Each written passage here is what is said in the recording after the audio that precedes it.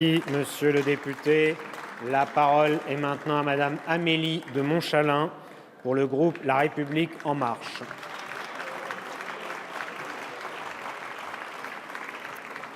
Monsieur le Président, Monsieur le Ministre, Monsieur le rapporteur général, Monsieur le Président de la Commission des finances, chers collègues, nous voici à la fin d'une première étape majeure, non seulement pour cette discussion budgétaire, mais aussi pour ce quinquennat.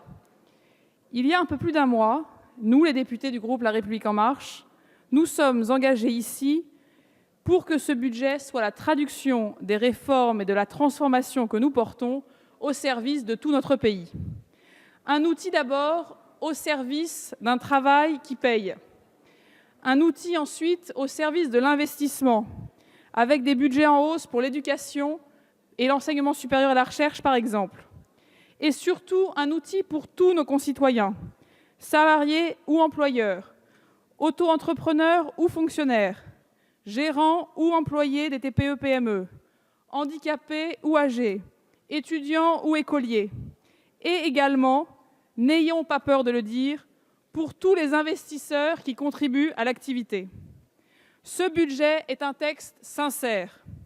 Il nous permettra de sortir, comme l'a confirmé la Commission européenne, pour la première fois depuis 2009, de la procédure de déficit excessif.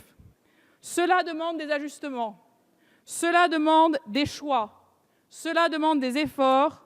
Nous les faisons, car il en va de notre devoir envers les générations futures et il en va de notre crédibilité auprès de nos partenaires européens avec lesquels nous avons bien des batailles à mener.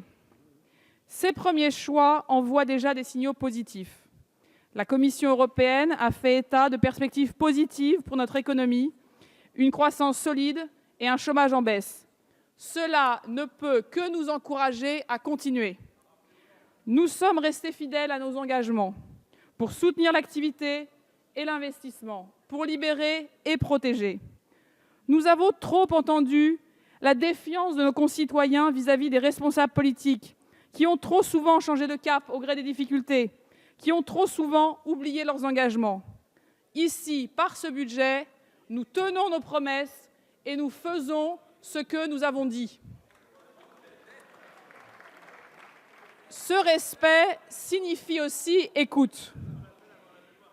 C'est la raison pour laquelle, tout en suivant la feuille de route fixée par le Président de la République et son gouvernement, nous avons, dans une logique de co-construction, procédé à de réels enrichissements du PLF.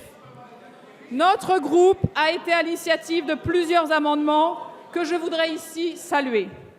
En matière de fiscalité du capital, pour réduire la fiscalité sur les plus-values des professionnels. En matière environnementale, pour protéger et augmenter le crédit d'impôt en faveur de l'agriculture biologique. En faveur des collectivités territoriales, pour mieux cibler les dotations vers les collectivités qui en ont le plus besoin et pour contractualiser en appelant à la responsabilité des 319 plus grandes collectivités. Nous lançons l'expérimentation des emplois francs. Nous luttons contre la fraude fiscale la plus grave. Tous confondus, ce sont plus de 300 amendements qui ont été adoptés au cours de cette discussion budgétaire. Tous ne viennent pas de la majorité. Certains et nombreux viennent de nos oppositions.